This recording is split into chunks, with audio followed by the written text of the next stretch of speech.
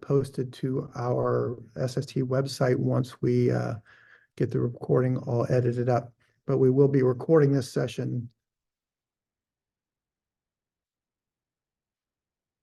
Hopefully everybody's having a great Friday. I know the weather was really nice here in Central Ohio yesterday. It's supposed to be equally as nice today. Got a few more people that are joining us.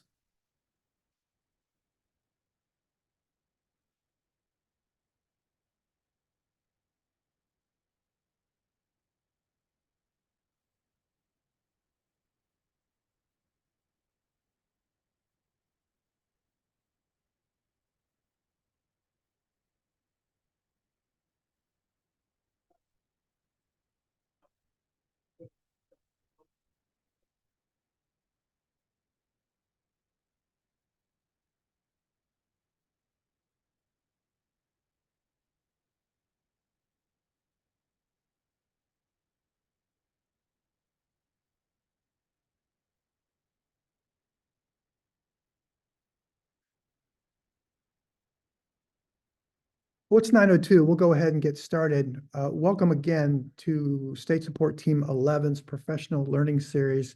This morning, we are going to discuss the topic of family engagement. My name is Barry Bay. I am a consultant with SST 11.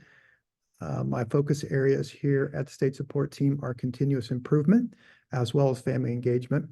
I am joined today by Dr. Morgan Fagnani. Morgan is also a consultant here at SST 11. Morgan also is on the continuous improvement team here, and Morgan is also a regional data lead. Today's session,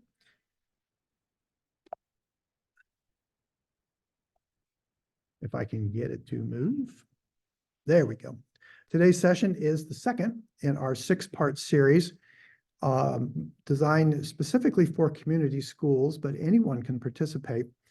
Back in the fall, members here at SST 11, we surveyed our community school contacts, asking them basically to identify their areas of greatest need at this time, and also what were the best times and dates for us to deliver some professional learning.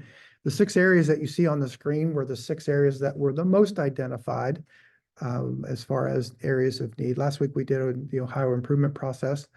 Today, family community engagement. We've got 4 more sessions still to come. You can attend all 6 if you'd like. You can pick and choose which ones are the most interest to you. But we think that hopefully we'll be able to address or at least give resources in all of these areas of need. This morning's conversation about family and community engagement is titled Developing a Program of School, Family, and Community Partnerships to Increase Student Success. It is based on the work of Dr. Joyce Epstein out of Johns Hopkins University and the National Network of Partnership Schools. All the information that we're going to provide you today is all coming to us from the National Network of Partnership Schools. All the resources today were emailed out to all the participants earlier this week. Hopefully you got that email. If you did not, Dr. Morgan has put a link in the chat for those resources. They're also available via that bit.ly link, or you can scan the QR code that's on your screen right now. Realizing that depending on where you are, you may have different abilities, whether you're in your car or whether you're in your office, to look through the resources. There will be some activities that we go through. We'll try to also put those resources on the screen if you are not able to be in a position to download. But if all those resources are there for you, you can make copies of them, and we're going to provide you with then some guidance on how you can use some of these things as we go through the presentation this morning. A couple of meeting norms. We just ask that you mute during the presentation. I think all of us have become more and more familiar with Zoom. There will be some times where we ask for maybe some feedback or maybe some share outs. You can unmute when responding. And the same thing goes for cameras. If you're happy, if you want to keep your camera turned off during a session, that's fine. If you want to turn your camera on, if you want to share something out, that's also fine. I do ask that you be a participant and actively listen and contribute to the activities. There are going to be a couple of times that we ask for maybe you to share some of your experiences with family engagement in your school or organization. And it would be nice that all of us can hear maybe some of your own personal experiences. And the final piece would be reflective. Ask questions. There'll be time at the end of this session to ask questions. If you're in a place where you can take some notes, record some thoughts, one of our main hopes is that we provide you with some information that you can take back to your district, your school, and then use with your team back at your school. Our agenda this morning, we'll start with some brief introductions. We're going to touch on the importance of parent involvement. I think we all recognize it is important to have parents involved in our schools. The National Network of Partnership Schools identifies 6 types of involvement, and we're going to briefly touch on all 6 of those types, and then hopefully help you think through how you can make a plan for family engagement that involve all 6 of these types of involvement. We're going to discuss an action team for partnerships, which is a team that focuses strictly on family engagement at your school or district. We're going to briefly introduce you to the idea of a 1-year action plan for partnerships, and then we're going to talk about next steps as we get to the end. To start the introductions, this is a little bit about me. I have been most recently in the Hilliard City Schools. I had a lot of different administrative and teaching. I was a teacher and a coach and assistant principal, and finished up my time in Hilliard as a middle school building principal. And like I said, here, my focus areas are school improvement and family engagement. Dr. Morgan has also had a wide variety of experiences in schools, both in the building and in central office. As I said, she is also a school improvement consultant, and one of Morgan's specialties here at SST is being a data lead. And at the end, when you look at our contacts information, Morgan would be somebody that if you need some help, either pulling data or interpreting data, Morgan would be a very good resource for you.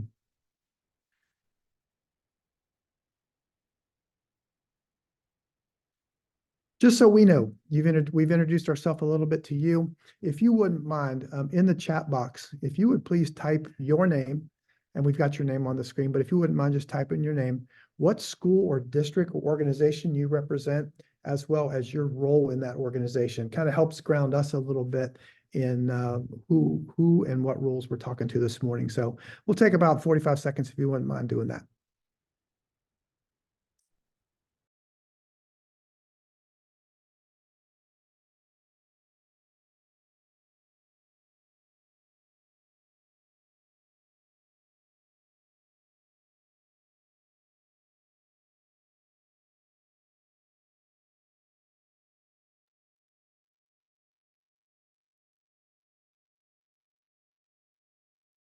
Thank you for including that. Good morning.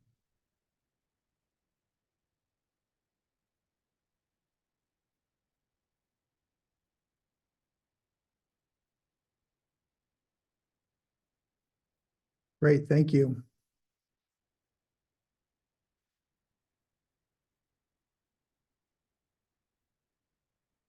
Well, and it looks like we've got a variety of positions here. The overview we're going to give you today, hopefully, are going to be specific things that you can work with folks at the building level. And you can take back some of the system type things, some of the template type things that we're going to share with you today, and take them back to the building level. Our learning outcomes today, we're going to identify the importance of family engagement and know why family engagement matters. We're going to identify those 6 different types of family engagement that the NNPS, the National Network of Partnership School model, identifies. We're going to understand how to form an action team for partnerships. And we're going to then also understand the beginning steps of making a family engagement plan for your school or district. As we mentioned, we work closely with the National Network of Partnership Schools. Again, that's out of Johns Hopkins University. Another center that we work very closely here in Central Ohio that you may be familiar with is the Ohio Statewide Family Engagement Center. I would encourage, if you have not worked with them, get on their website and look a little bit. The references that we're going to include today come from the book, the picture that we've got there. It's the Ohio Family and Community Partnerships Handbook. I just happen to have that book. I use it quite frequently. You can see it in the chat or in the video. Tons and tons of resources, and everything that we're going to cover today is available to you in that handbook also. All right, so as we get started this morning, the main topic that we're going to begin with is how can educators and parents strengthen and sustain healthy schools? The goal that we're going to look at today is how can parents and school folks partner together to strengthen and sustain your healthy school. And so the first question that we're going to ask is, well, what do we mean by a healthy school? And I think we all think of what it is that our schools will need to be healthy, but the partnership recommends these kinds of things when we're talking about a healthy school. We're looking for a safe and nurturing place, a welcome environment for everyone. We want a place that people want to come to, both staff and students. Partnership school, as we discussed. We're going to be working today on partnerships. How do we partner with our families and our communities?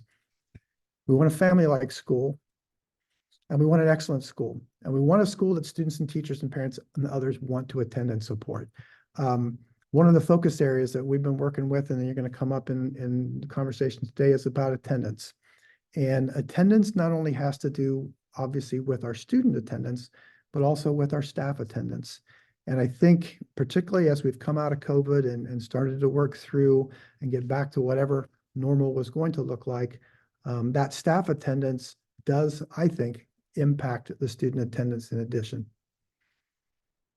What else do we mean by a healthy school? We mean a healthy school is a place where we get positive results for our students. So not only do we want a welcoming environment, but we want a place where our students are going to succeed.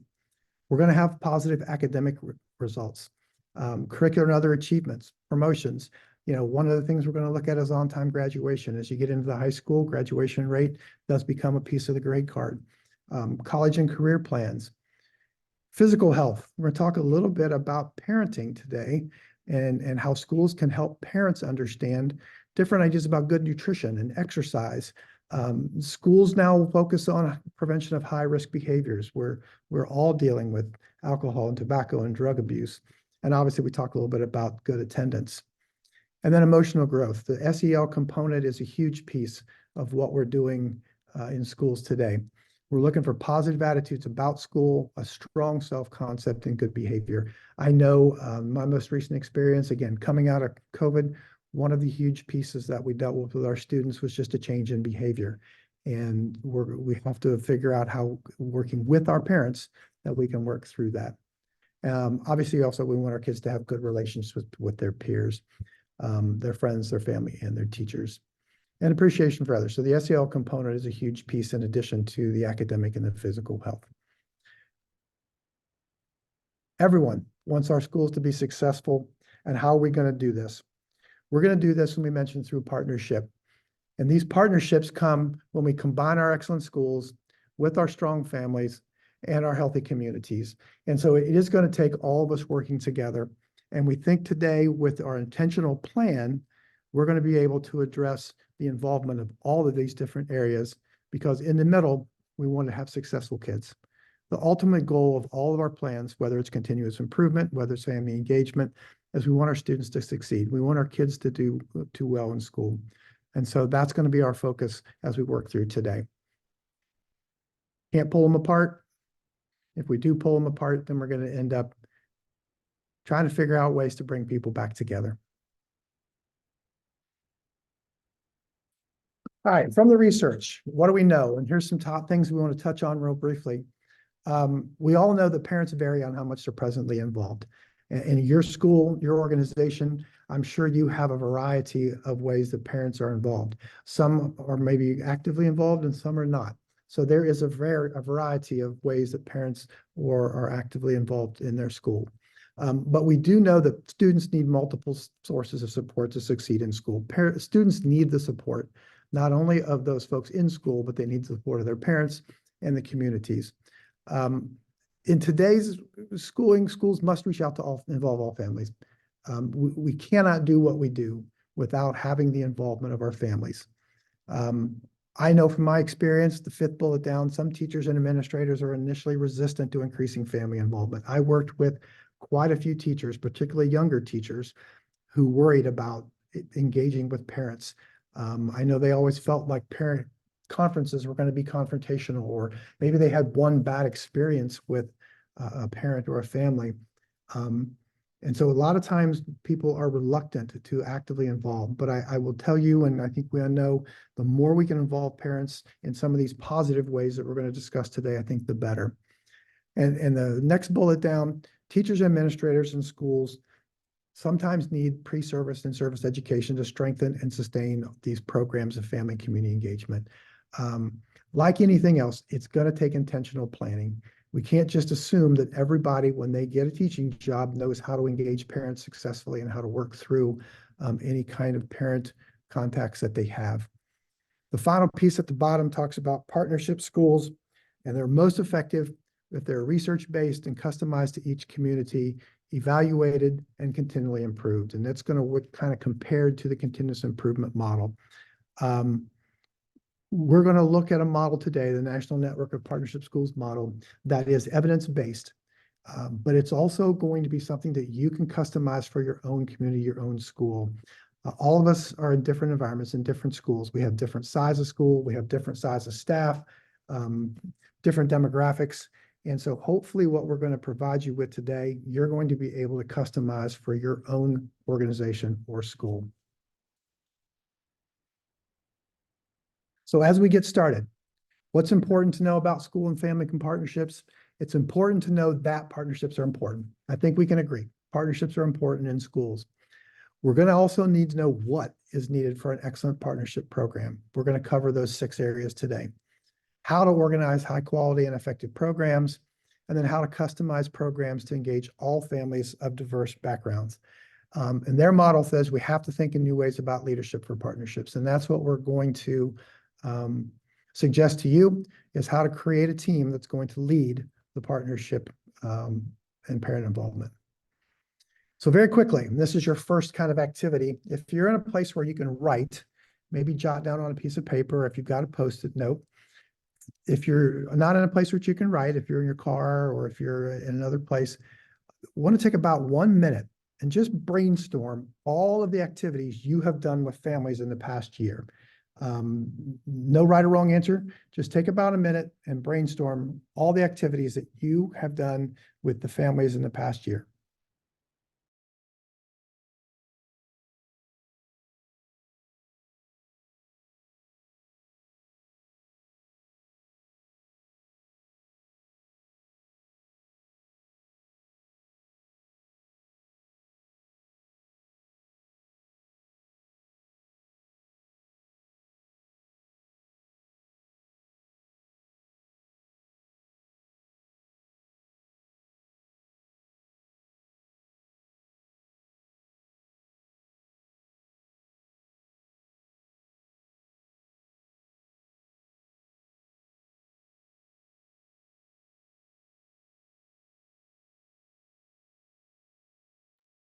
It'll take about 10 more seconds. And if you've done a lot and take you a while to write them down, that's fine too.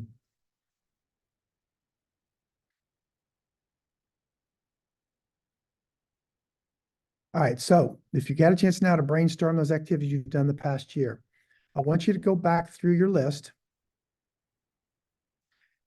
and think about those activities. And if you wrote them down, I want you to mark just by categories, which of the activities that you've done with your families or community build relationships between school and home. You can mark them however you want to. If you want to circle them or put a little asterisk by them, which one of the relationships help build relationships between school and home. In a different way, mark which one of those family engagement activities you've done connect the academic goal on your school improvement plan. So have you done any of those academic or any of those family engagement activities that connect to your school improvement plan? In a third way, mark any that have done both. And if you have ones that haven't done any of the above, just kind of leave those blank. So take about another 30 seconds and make those markings. 1, any activity that build relationships between school and home. 2, that connect an academic goal on your school improvement plan. Any that do both, or any that do none of the above.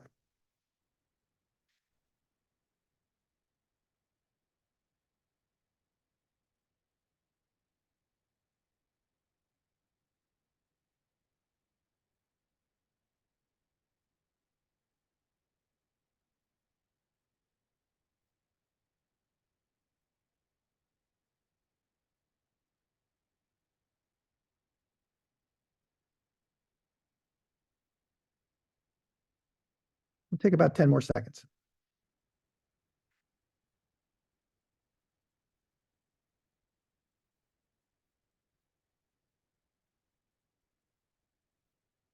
All right, so as we come back, if you're comfortable, type it in the chat. Maybe tell us one of the activities that you put, if you had one that did both, that both build relationships between school and home, and connected to an academic goal in your school improvement plan. If you're comfortable typing that in the chat, just kind of let it in so we can see. If you're comfortable unmuting and sharing, if you've got an activity that you've done that did both of them this year, that you'd like to share with the group today, feel free to do that too.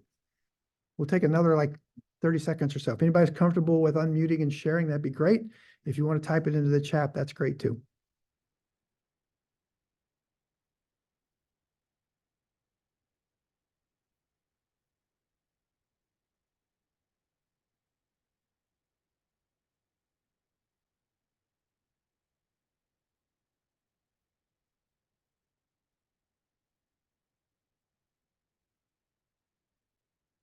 Anybody have any that tied to both? What about just to connect to your academic goal and your school improvement plan? Did any of your family engagement activities connect directly to the school improvement plan?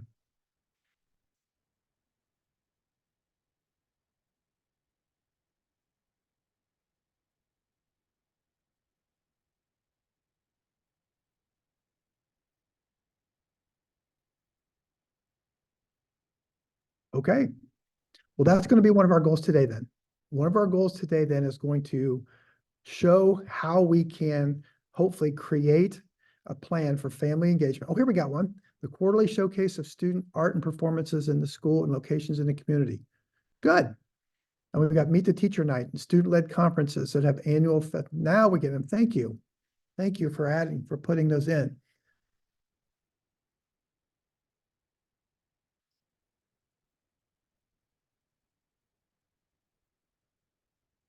I think those are great activities.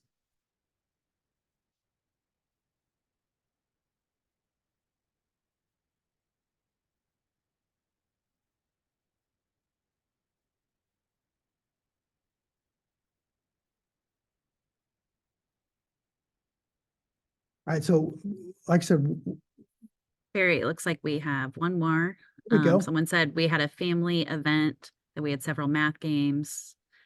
Families could play together and learn about and strengthen math skills. Another great one. Great. I think that ties directly into if you have a math goal in your school improvement plan. Another one, Black History Knowledge Bowl, kids and their guardians on teams to play a Black History trivia game. That sounds fun. Love that. Great.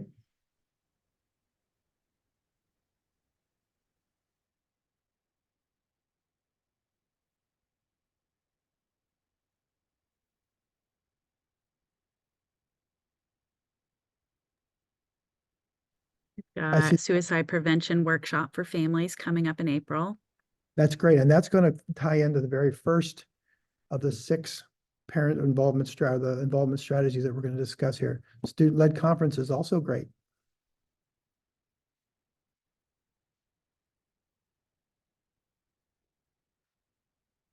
All right, so we're going to move on. We appreciate all that you've added to the chat. We're going to talk a little bit about why it's important to have parent involvement. And I don't think we're going to touch on new ground here. The bullet points here talk about high quality and high performing schools have strong partnerships with their students, families, and communities. I think we all can agree that students need family or community members to support and encourage learning and develop to succeed in school. And that successful students have strong academic support and involvement from parents and other family members. What we're going for is strong and positive programs of school and family connections. They're important for schools to become and remain places of learning. So those are going to be some of the important pieces on why we want to get our students involved. Why the National Network of Partnership Schools? Why are we going to talk about the strategies today? The NNPS is an evidence-based family engagement model. It has been researched, and it does show that it has been effective, not only in increasing partnerships with families, but also increasing student achievement. The method we're going to talk about today embeds family engagement strategies into your school improvement plan. And I think that's going to be a key piece. Rather than having a lot of separate plans, we're going to try to tie everything together. And it improves the partnerships with families and increases family involvement with all the families and caregivers. So the National Network of Partnership Schools, as we start in, we're going to understand the framework of the 6 types of involvements. There are 6 keys that they look at with Dr. Epstein's work. The first one is parenting. This is where the schools are going to help parents understand child development. Some of the things that you put in the chat, particularly the suicide awareness piece, comes to mind when we're talking here. It also is going to allow educators to know their families. Second type is communicating. We're going to look at a focus on two-way communication about school programs and children's progress, but also that the communication coming from the families back to the school. So we get to know them a little bit better. What are their goals and aspirations for their kids? The third type is volunteering. Volunteering can be many things. We're going to discuss not only volunteering physically at school and in class, but also at home or even as audience members. One thing we don't think about a lot of times is audience members in some of our performances or any of our events that we have. Fourth type is learning at home. How do we connect parents to the homework? In the higher grades, the course choices and other talents. The fifth key is decision-making. Are all major groups represented on our school committees? And the final piece that we're going to discuss today is collaborating with the community, our resources and volunteers from groups and agencies in our community. So we're going to briefly touch on each one of those. The parenting activities basically show how schools are working to increase families' understanding of child and adolescent development. And so some of the things that we've listed here on the bullet points: provide housing, health, nutrition, clothing, and safety for our kids. Part of the parenting responsibilities that we have is to provide information out to parents and communities. Understanding child and adolescent development and parenting skills for all age levels. I think back to a conversation I had this week with a principal of a school district who said, since the holiday break, when school picked up back in January, they've seen a big increase in attendance problems. And it's not only, I know some of it was because of sickness, but he said particularly in some of the younger grades in kindergarten. And the first thing we discussed a little bit was about just the education piece. And I know that it is a focus statewide, teaching parents, talking parents, particularly younger parents, on the importance of being to school. Providing home conditions that support children and students at all grade levels, and provide information to help schools understand children and families. One of the things I thought about in here was a concept of us getting to know the families of our children. We always had the Meet the Teacher night, and I'm sure you guys do too. You have Meet the Teacher night where you come in and in the fall and meet and walk through the schedule if it's an upper grade, or visit the classroom and meet the teacher. A shift in mindset that I've heard about that's been very effective is call it Meet the Family Night, where the families come in as a family and meet the child's teacher. And there you can have some discussions then, and it allows the school people to see the dynamics of the family, and it allows the family then to provide some input to the staff and to the teacher about their particular family. The second one is communicating. In communicating, the ones we mostly think about are school to home. Memos, notices, report cards. Communicating activities include those strategies to improve the two-way communications about our programs and our student progress. And I know we have a lot of different ways that you all communicate with your families, a lot of technology ways now that we can communicate with families. But also we need to communicate families to understand about school programs and the child's progress, understand, take tests and other assessments, how we're going to, in the upper grades, choose classes, how we're going to take our schedule for next year, how we talk about activities. You know, I think about some of the families that were in my school district who weren't familiar with some of the extracurriculars or some of the clubs and some of the things that we had to offer. I think of a family who wanted their child to participate in soccer. We had a soccer team and didn't understand all of the steps you have to jump through to get a physical and sign up and go through training and that kind of stuff. The student just showed up on the first day of practice. And so I think communicating how that we get involved in some of these activities. The other way is the home to school. How are we allowing that two-way communication for the families to communicate back to us? And that's going to be the key piece that we're going to look for here today. The third type is volunteering. And I think we have the traditional way of talking about volunteering. How do we get parents and others who can share their time and talents to support the school? Could be in the school, could be for the school or classroom, making things on the outside and bringing them in. But that one piece that we mentioned before is the piece that we kind of forget about. Our audiences are actually volunteers that come our assemblies, our performances. I know during COVID, we had to shut down and we weren't allowing families and parents to come to a lot of our events and activities. And now that we're back into it, what can we do to kind of include and encourage families to attend award ceremonies and celebrations and other activities and events? One thing that I would encourage your school staff to do is to track attendance at these activities, be it a sign-in sheet, and then follow up. Have a follow-up that allows families then to get some feedback or provide some feedback for the event and the activity. So we're going to pause here very quickly. And those first three, parenting, communicating, and volunteering, think of the things that you have done with one thing. Either in the chat, and some of you have already done that, or if you want to do it unmuting and talking to, what are one thing that you've seen in any of those three areas that has been really successful in your school or district? And if you want to do it in the chat again, that's fine. In those three.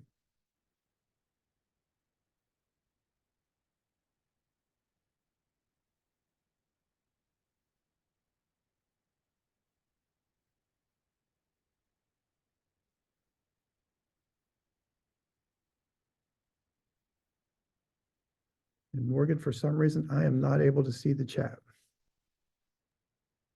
No worries. I'm watching and I'm not seeing any responses just yet.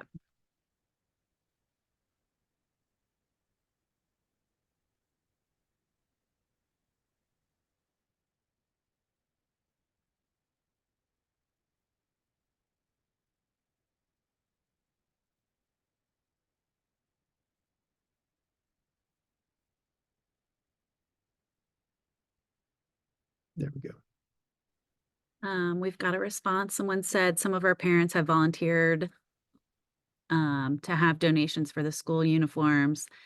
They will contact companies to find support in the community. Another person said we provide winter clothing to students with barriers to access. We have a free and reduced lunch program and offer lunch to students regardless of ability to pay.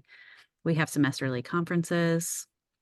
We also had someone say we have a weekly parent newsletter that goes out to families, which cover a variety of topics from testing to school events to community resources.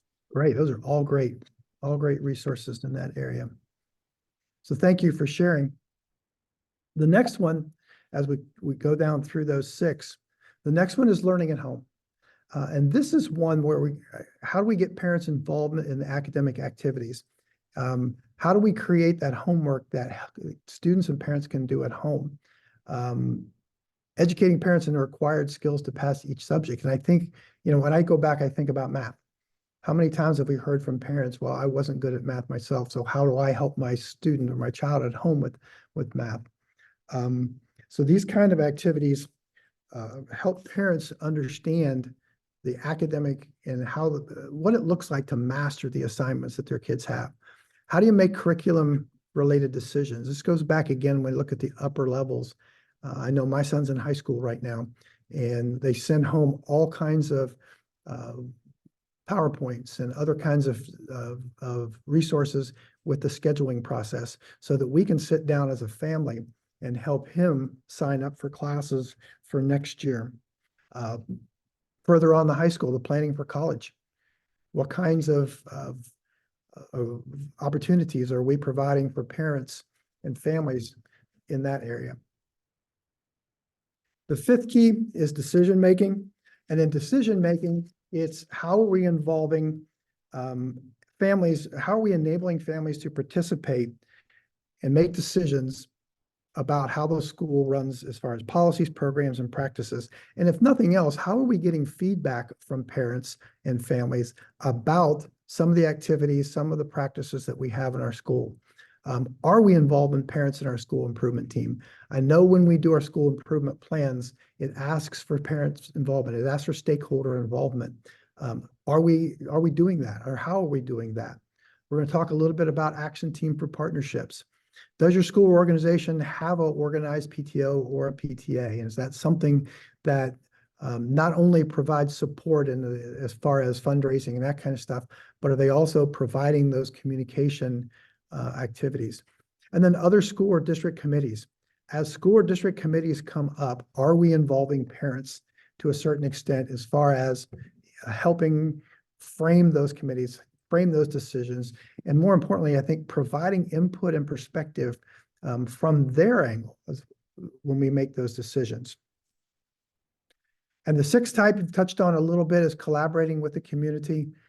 Collaborating with the community, how do we get the families or the community resources to contribute to the school?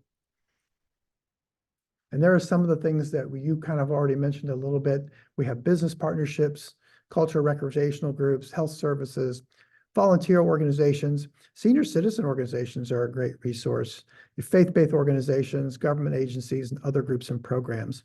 I think the piece that we kind of miss is the other direction. How can school students and families contribute to the community? How are we creating those two-way relationships? What can we do to assist some of these other groups? When I think about the senior citizen organizations, the service and volunteer organizations, are we connecting our students with those groups outside of school? As you get again to the older grades, when you get to high school, that's a job workforce. Are we providing the businesses in our communities with a workforce or with students that are able to go and can contribute to their organizations? All right, so the keys to the framework, we talked about the 6 type of involvements. The last 3, was there anyone that you have that stands out that you've done this year, particularly in those areas of stakeholder involvement? Have you been able to involve any of your community or family stakeholders in your committees? Do you have PTOs? How are you involving them in some of that decision-making that works in your school? If you have any of those you'd like to share, please do that.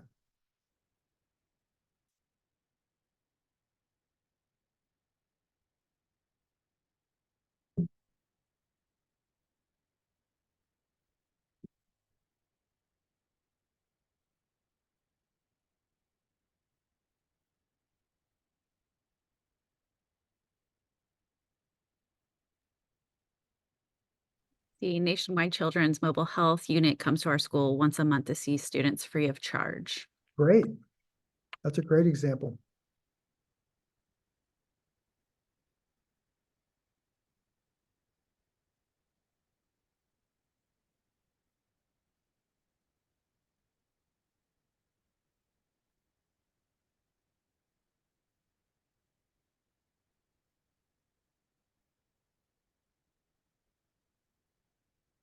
Has anyone been able to involve any community members or stakeholders in any kind of your improvement plans or your We invite partners from local rec and community centers to have a table at our family night events. Great. Good morning, everybody. It was kind of too much to type, but we have a parent advisory council that we have, like a parent committee that we have. We meet monthly. We also partnered with the food bank. And so through a program called Good to Go Backpacks, which they service our students K through 3rd grade, and they provide packaged like non-perishable meals for the students to take on Fridays to give them just extra nutritional support over the weekend. And also like during our student-led conferences, we actually will invite different sponsors to come out. We've been like with Premier Health, just different recreational, centers or after school programs that we're partnered with to come out to just to give our parents just more information. Actually, our first quarter student-led conferences, it was like a health and wellness theme, and we had Premier Health come out, and they did blood pressure testing. They actually provided a lot of like different services to our family. So those are just different ways that our school just, partnered with the community as well. That's great. Thank you very much for sharing. Those are great. Absolutely. Well, it sounds like there's a lot of things that your schools, your organizations are already doing.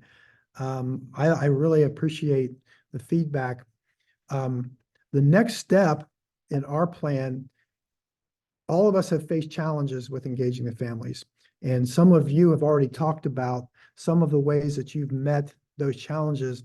We want to touch real briefly on some of the ways that you can kind of redefine your family and community engagement to meet some of those challenges. The first challenge is, how do we provide information to all families who want or need it, and not just a few who can attend workshops or meetings at the program site?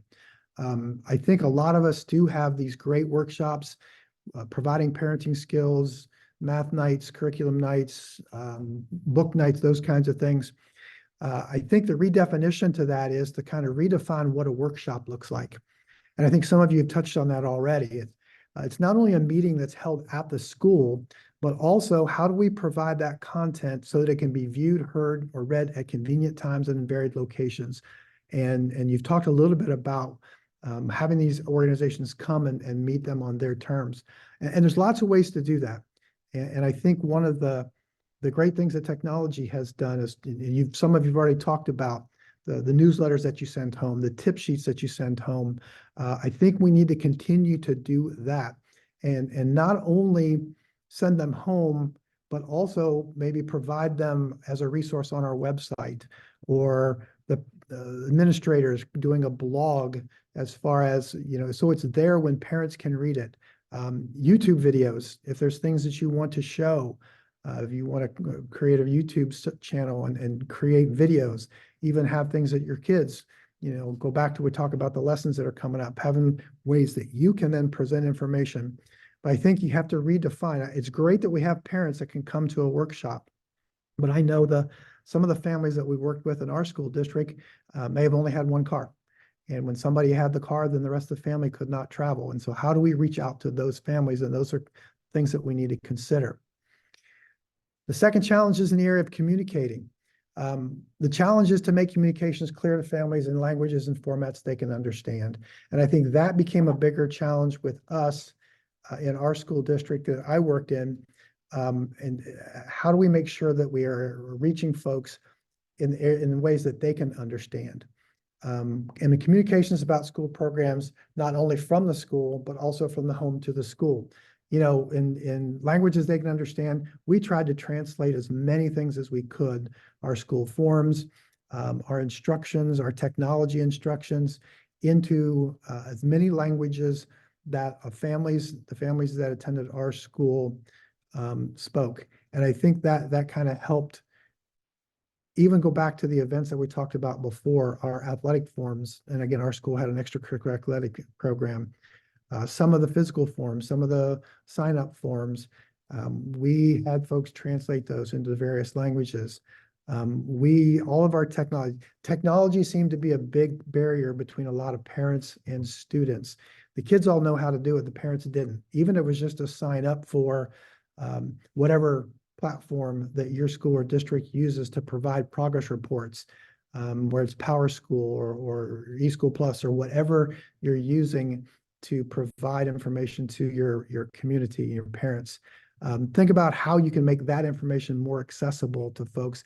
And again, I think about instructions when I'm going to put something together, or if I have to change the air filters in the engine of my car, where do I go? I go to a YouTube video, the first thing I look at. And maybe we can provide short videos that our folks can watch that can help them in these areas. Third case, the volunteering. How do we recruit widely for volunteers so that all families know that their time and talents are welcome? And I think that's a key piece. How do we want to let folks know that everybody's welcome? And I think, again, redefinition here is redefining what volunteer means. A volunteer could be that person who comes in and helps out the teachers as far as making copies or organizing papers and that kind of stuff. The volunteer could be the folks that you guys have talked about who organize coat drives and some of the things there. I go back to the idea the volunteers also the folks who show up to your events, the people who come to the activities, to the awards ceremonies. I know one of the things that we tried to do at our school was to bundle those activities together. We may have our art show and our band concert running on the same night. And so that when folks come to school, they get a variety of experiences, but then also that might have brought groups together. The art show parents may not have ever been to a band concert, and the band concert folks may not know all the art projects that are going on in school. And trying to bundle those activities together seemed to help for us. We had much better attendance at our school events when we put activities together. The learning at home, the challenge is, and you guys know this, how do we develop homeworks that encourage students to share something with the parents that they are learning in class? And I think this gets harder and harder with the older the kids get in school. I think younger kids are more willing to take activities home and share with their parents, involve parents in the learning activities. The older kids, we have to be a little bit more creative with finding activities that are going to involve the parents at home. And so the redefinition here is homework not only means what students can do alone, but any kind of interactive activities that students can share with a parent or a partner to link schoolwork with real life. And that's where some of your projects come in. Some of the research projects that I know teachers have kids do in the community, the interviews with parents and grandparents and with community members, anything that we can do to connect the families to the activities, the assignments that the kids are doing. Decision-making, the challenge is to include parent leaders from all racial, ethnic, socioeconomic, and other groups in the school. And it may be hard if you don't have an organized PTO group or PTA group, or if you don't have opportunities for everyone to attend the activities. I think the redefinition here is maybe create the opportunity for a parent leader. And I know you mentioned that you had a parent council. Not only do those parents come and represent the community or the families at any kind of meetings that you have, but then they are then the conduits that can take that information back to the community and share it with the folks in the community who could not attend that meeting. So it sounds like those of you that have like a parent advisory council are already going along that line. And the sixth one, collaborating with the community. How do we inform all families and students about community programs and services? Our families may not know what everything is that's available. And the school can be a great opportunity to kind of connect families with those folks that have organizations and communities outside in the community. And I think we need to think too about, and it sounds like some of you have done a great job of that, connecting not only the families that have kids in school, but the families that don't have kids in school. And those are the folks who can provide some of those resources that we need that can help with us. All right, so the last activity that I'm going to have you kind of do today is going to involve a little bit of time, maybe 3 or 4 minutes. And it goes along that idea of challenges. And it says all schools face challenges in developing programs. What I want you to do is think of one example of a successful activity that you have had in your school and think of the challenge that arose when you're implementing that activity. How did you overcome that challenge? What was the solution that you came up with? And what was the next step that you could do to improve that activity even more? In your resource packet is this slide, and Dr. Morgan can put it in. This is a slide that you can take and copy and take back to your group, your organization. It's called a jumping hurdles activity. How did you overcome the hurdle that you found? So if you're in a place where, again, you can write or take a note, or if you've got 2 or 3 minutes that you can just think about that one successful activity that you can have, that you've had. What is one challenge or obstacle that you overcame? How did you solve that problem? And then what's the next step? How did you take it from there to incorporate that? So we're going to take about 3 minutes and have you think through that. Again, if you have opportunity, if you're in a place where you can jot something down on paper, write it down, and then we'll come back. Take about 2 or 3 minutes and just think about that one activity and how you overcame that hurdle.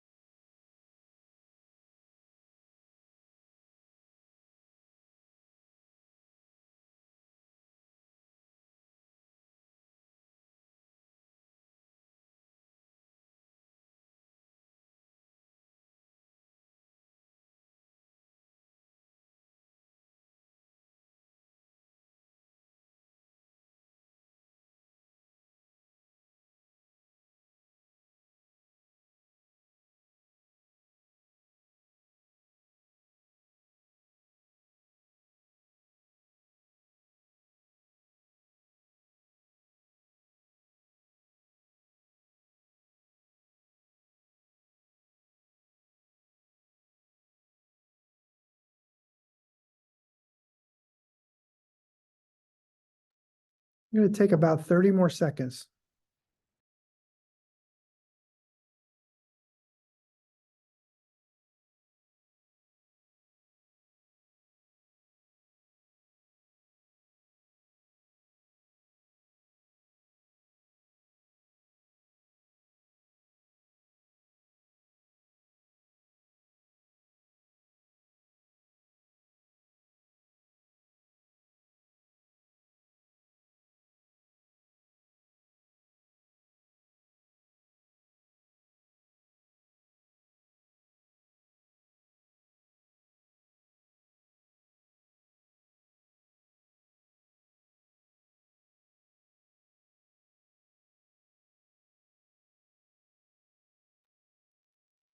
Okay, is there anybody who has one that they'd like to share or could share either in the chat or with the group verbally of a successful community involvement activity, family community involvement activity, the challenge that came up and how you overcame that challenge?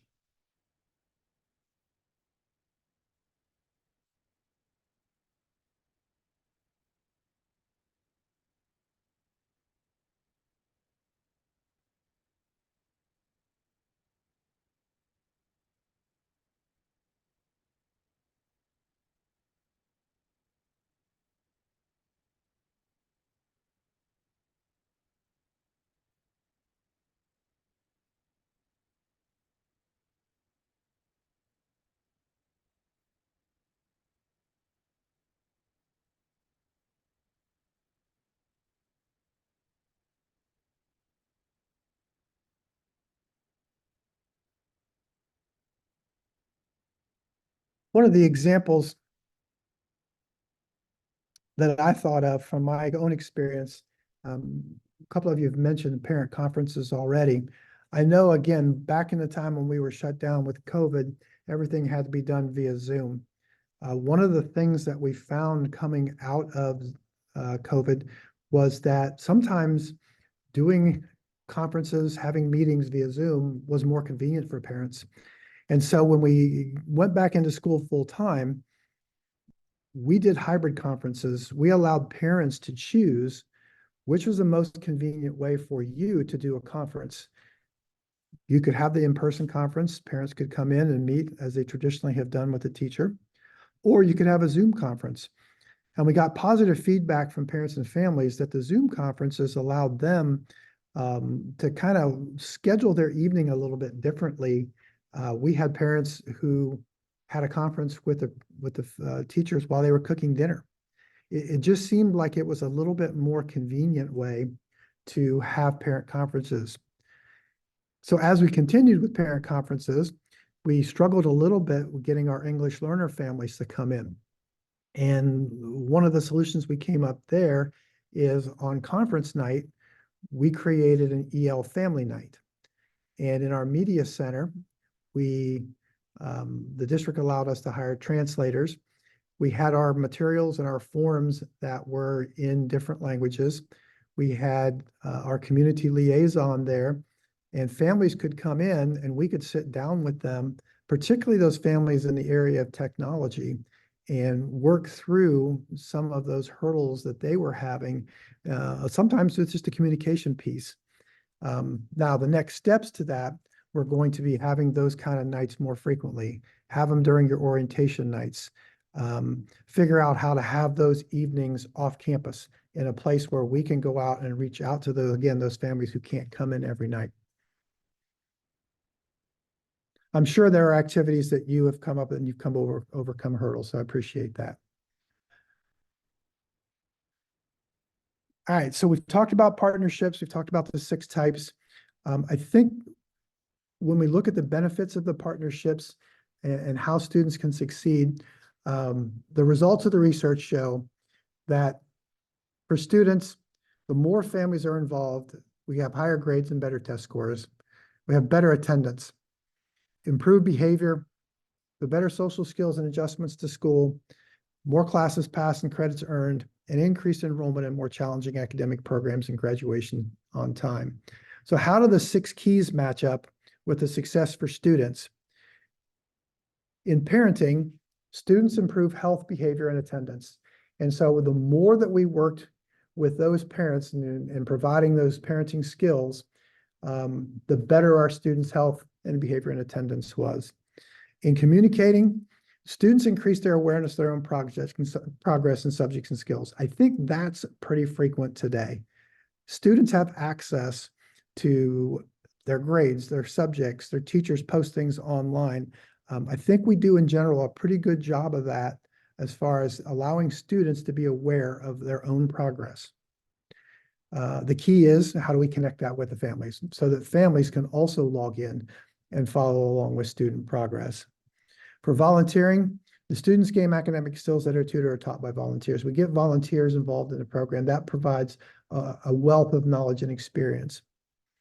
Learning at home, studies have shown that students complete more homework in specific subjects when the parents are involved. When the parents know how to sit down with their student and complete the homework, there's more completion. Decision-making, students benefit from goal-linked policies and projects conducted by the parent organization. I think when we hear the input from families, when we're making decisions about school, it gives us a different lens as far as creating those programs that benefit our students. From our lens, families know their kids. And if we can kind of get the feedback from them on how the programs, the practices that we have meet the needs of their kids, we're going to have better programs. And collaborating with the community, obviously students gain skills and talents, curricular and extracurricular activities with community partners. But I think the other piece that we raised there was the community partners also benefit or can benefit from having our students and our schools involved in their organizations outside. How does this benefit parents? I think it benefits parents by giving them a stronger sense of support from school and other parents. It involves them more. It connects them more with the school. It gives them more awareness of the progress and effective responses to problems. Part of the education with parents is teaching them how to communicate back with the school. What's the correct channel of communication? Increase their self-confidence in guiding students through school. Again, go back to the parents who say, I don't understand math, or I wasn't ever good at math. Is how can we make them more confident in helping their kids through school? A better appreciation for teachers' working skills and an increased feeling of attachment to the school. We really want the parents to feel attached to the school. And how we're going to benefit the staff. For teachers, I think we're going to provide increased respect for family strength and efforts, a better respect for the family's own personal situations, an increased understanding of families' goals for their children. How do the families see their kids progressing through school? A greater readiness, and again, go back to that pre-service education that we need to provide our staff. We need to help the staff feel better and more involving with families. The community resources to enrich students' experiences and the increased satisfaction with teachers. I think if our teachers know that they're in this together, that this is a partnership with families, it's not a confrontational experience. It's a partnership. We're all working together for the same goal, which is the improvement of our students. So now we're going to go through a couple of examples, and these examples are also in your resources. One of the objects of this is how are we going to create a plan for your school or organization that involves all 6 types. And we're not going to go through every one of these resources, but the first thing that we would do, as an example, here's an elementary school reading goal. And how are we going to use each one of the 6 types? And you can put any of, and this is where it's customizable to your own school, you can put any of those activities that you mentioned that are going to create a connection with those goals. So type 1, workshops for parents in various ways to read aloud to young children. We talked about that already. The definition of a workshop may not be just coming back into school, but how are we providing those opportunities for the kids, for the parents outside of school? Type 2, you've talked about parent-student-led or parent-teacher-student conferences and reading goals and reading progress. So tie that in with those conferences. Type 3, reading partner volunteers. How we're going to get volunteers to come in, guest readers of favorite stories and other reading activities. I'm sure a lot of you do that, whether they're parents or grandparents or community service organizations. Type 4, have a family reading night to demonstrate reading strategies linked to grade level standards that parents and children enjoy doing at home. And here's the connection with learning at home. Provide them opportunities that then they can take back and do at home. And again, go back to those folks who may not be able to come in. Is this something that maybe we can record or video and then post it so that parents have an opportunity to see it later? Type 5, PTO or PTA support a family room to provide information on children's reading, conduct book swaps, sponsor other activities. And the 6th type, connecting with the community, get donations from business partners, books for classrooms, and the school library for children to take home. And many of you have talked already today about the connections you have with your community. The next slides, and you can customize this. And again, I provided the links, or excuse me, this on your resources. Here's the same kind of a setup with an elementary school math goal. Talks about the same things, how you can tailor those 6 types specifically to the goal that you have in math. Moving on to a middle school example, again, attendance is a goal for everyone. Here's how you can tailor those 6 types to that particular attendance goal. I'm particularly interested in like type 6, agreement with local businesses for cards, discounts to reward students for good and improved attendance each report card period. You can involve your community in rewarding students for improved attendance. High school example, here's a college and career goal. Talking about the workshops for parents, but also what are the interactive things that we can send home with students or provide for parents as they look to help their kids navigate through that college and career process. A middle school and high school example, partnership goal. This kind of comes to the school climate piece. How are we going to create things that speak for that partnership goal? So in your resources, all 5 of these are listed, and you can use those as examples because the next step we're going to talk about is how can you create a plan for your school or your organization. This graphic organizer is also included in your resources. It's also a template that you could type into, you could print it out and write. And basically it talks about, go back to those examples, tying in those 6 types of involvement with a goal that you have for your school. In this graphic organizer, in the middle, it says select one goal for student learning or behavior. And it gives you some check boxes. There's an academic goal in reading, math, writing, or science. There's behavior goals in attendance or regular behavior. And you can even create an other. And this, I think, would be great to take back with your team. And whether you've got a school improvement team that works in this area, or whether you've got a team that focuses your community group that you have, your parent advisory group, how do we tie this back in with an organized plan? And I think this is a great graphic organizer for you to take back, and feel free to copy it and take it back with you as you go back to your district or your school. Now, the final piece to this is we're going to suggest is you create an action team for partnerships. And it sounds, again, like a couple of you that have volunteered your information today already have a parent engagement or a community engagement team.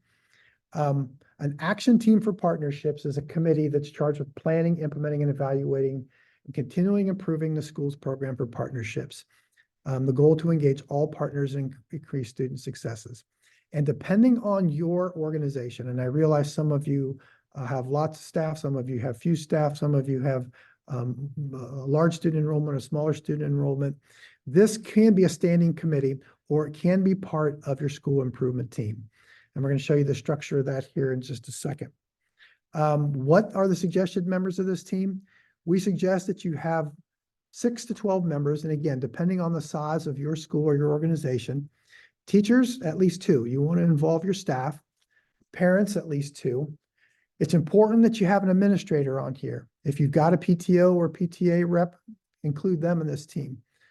Others that you could include in this team who might be able to provide valuable input: your counselor, a school nurse if you have one, social worker if you're connected with a social worker, a parent liaison with the community. And then you have one linking member of the school improvement team, because the goal would be have this be a standing committee or standing part of your school improvement team and report back when the school improvement team meets.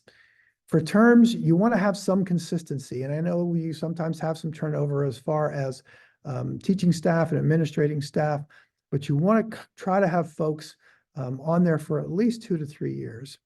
The leaders, you can create a chair or a co-chair. Doesn't have to be the administrator, can be one of the other positions that you have in here. And all of the features here are flexible to fit the school parameters and the needs. So within this framework, you can take it and adjust it to your school or your organizations, however you are able to. All right, so here's a couple of templates or ways that you could have your team set up. Your school improvement team, your action team for partnerships can be a standing committee of your school improvement team. You can focus that action team for partnerships around your school improvement goals. And in this example, you've got a couple of academic goals. There's a reading goal and a math goal in the your school improvement plan. There's also a behavior goal, and then there's a school climate and culture goal.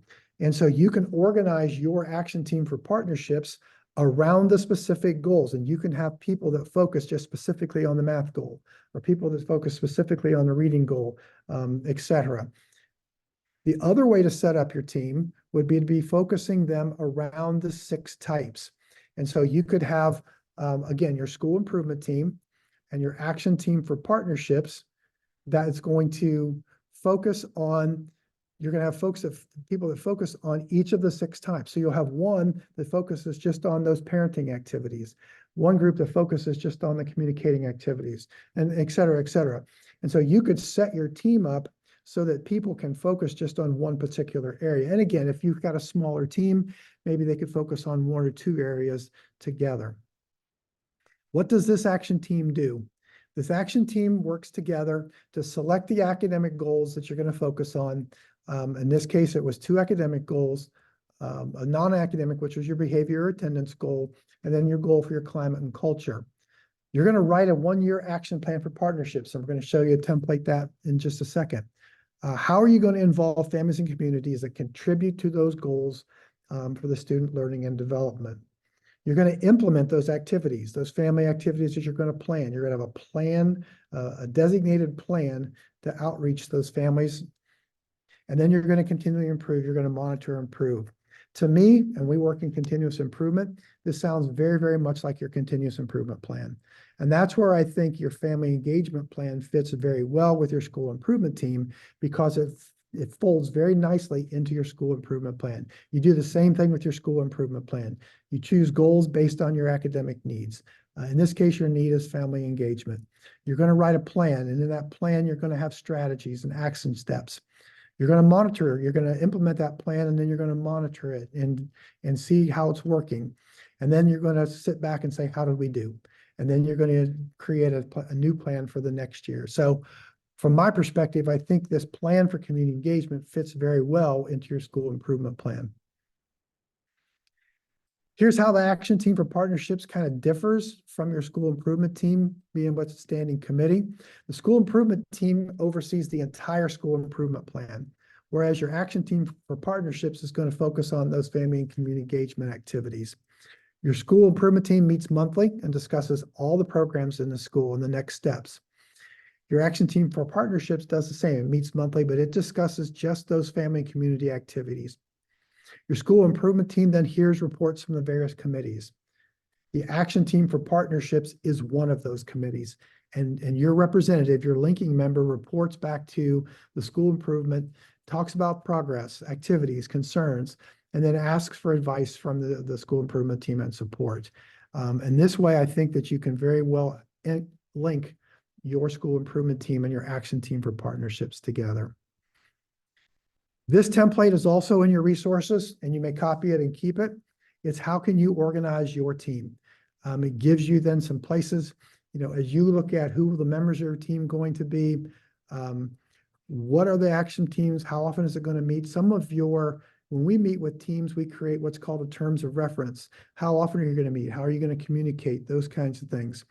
And then which groups need to hear about the plans and progress. And I think this, again, provides you with a nice graphic organizer that when you take it back to your school or organization, you can sit down with your team and decide how are we going to form our action team.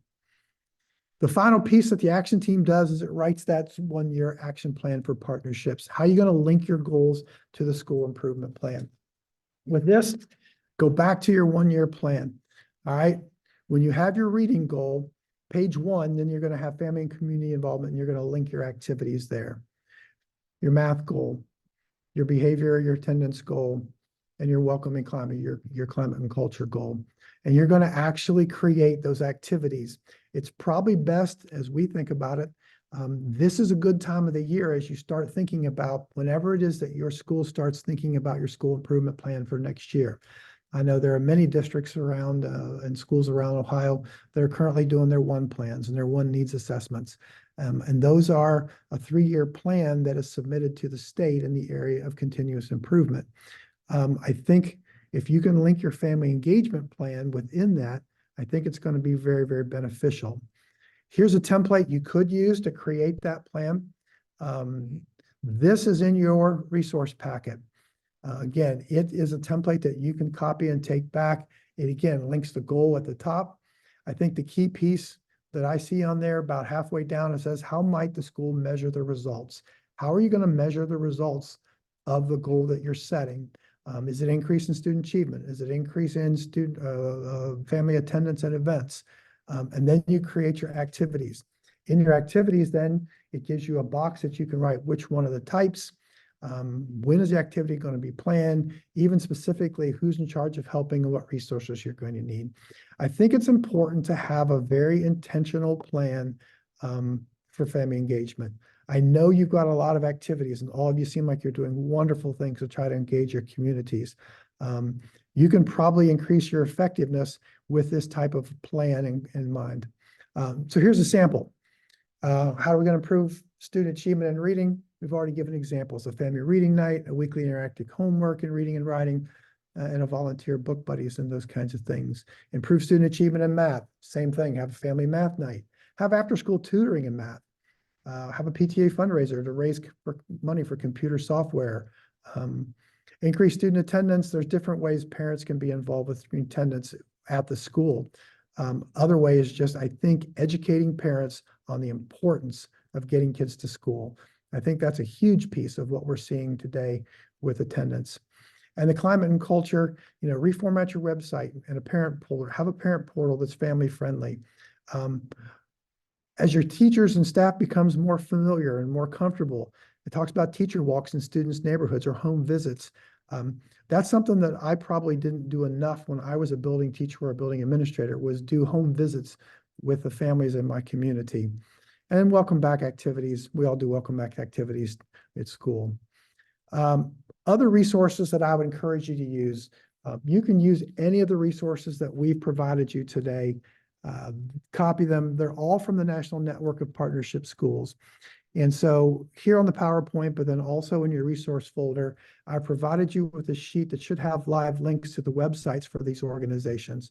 The Ohio Statewide Family Engagement Center is a great resource. When you click on that, it'll have resources for school administrators, it'll have resources for families, resources for parents, resources for teachers. It's a great resource. All the resources we've talked about today are available in the National Network of Partnership Schools website. And then I've also provided a link. The Ohio Department of Education and Workforce, the former Ohio Department of Education, also has a page for family and community engagement. And I would encourage you to bookmark that site and go there. The next steps. Here's the next steps that I would encourage you to do as you go back. I would have, when you have time, examine your school district's current plan for family engagement and ensure all 6 types of involvement are included. How can you include all 6 types of involvement in your plan? If possible, and I know we're kind of midway through the school year, if not for next year, organize an action team for partnerships. Make it a standing committee. And again, if your staff is small, figure out how many folks you can get to focus on family partnerships. Create that 1-year plan for partnerships. As your school or district creates your improvement plan for the next year, include the family engagement plan in that. Schedule additional coaching sessions as needed. If you need more help from us, if you need help from any of the resources that we've provided, our contact numbers our information is here at the end. And finally, join the National Network of Partnership Schools. We have schools in this region, and in SST 11, we work with all of the schools in Franklin County, and then the 6 counties that join Franklin County. We have several schools that are members of the National Network of Partnership Schools. We collaborate with them as consultants at the state support team in these activities. We help them form their action team for partnerships. We help them with their one plan, their 1-year action plans. There's also a leadership plan that the school leaders can make. If you are at all interested in any of the activities that we talked about today, I would encourage you, reach out to myself or call here at SST 11, and we can put you in touch with folks that can maybe get you signed up. We can facilitate helping getting you signed up too for that National Network of Partnership Schools. My contact numbers are here. You can email me anytime. There's a phone number. If you have data questions, I can certainly get you in touch with Dr. Morgan. I know she would be a great resource for pulling any of the data. SST 11, we have a variety of topics and content areas that we work with schools on. Not only do we work with family engagement and continuous improvement, but we have consultants that work with special education, that work with PBIS, work with early literacy, work with career tech organizations. So if you have any other needs in your district, feel free to reach out to one of us here at SST 11. We have 4 more sessions coming up the next 4 weeks that touch on some of those areas. SST 11, we're on social media, so check us out. Facebook and Twitter, SoundCloud. We've got podcasts that some of our folks do, and then we've got an app that you can go. So if you're interested in any of the activities that we do here through the state support team, connect with us through social media. The final piece, I appreciate you hanging in there with me today. There's a survey that we'd like for you to complete.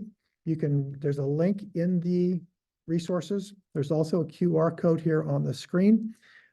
We appreciate the feedback that you provide to us for our presentations. And also that's the way that you receive your certificate for your contact hours for those of you that need to track contact hours. I do want to thank you. We scheduled the session for an hour and a half. We've got a few minutes left over. And so if there are any questions that I can help with as you are ending up our time here today, or if Morgan, if there were any questions in the chat, we can kind of help with that before we end the meeting.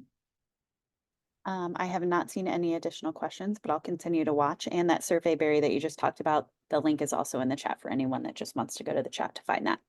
Great. Again, please communicate with us if you have any questions. Hopefully you can take some of these things from the National Network Partnership Schools back to your school or organization, use them with your team to create a more, just a more involved, inclusive family engagement plan. So thanks again for attending today. And if there are no questions, we'll kind of hang in there for a little bit.